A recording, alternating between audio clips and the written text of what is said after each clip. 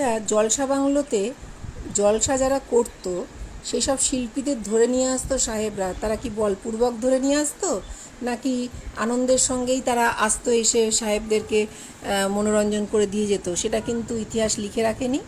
কিন্তু এই প্রশ্নটা, এই জায়গাটা ঘুরতে ঘুরতেই আমার কিন্তু মনে মনে ঘুরপাক খাচ্ছিল।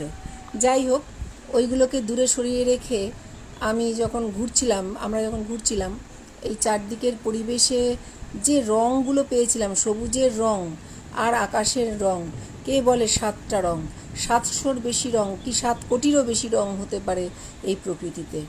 পাখির গান, সেই সময় তো পড়ন্ত বিকেল ছিল, আমরা যখন গেছিলাম তখন পাখিরা তাদের শেষ সংগ্রহ খুঁজে নিয়ে তাদের বাসায় ফিরে আসার জন্য তাদের যে কিচিরমিচির শব্দ, সব কিছুই খুব উপভোগ করেছি।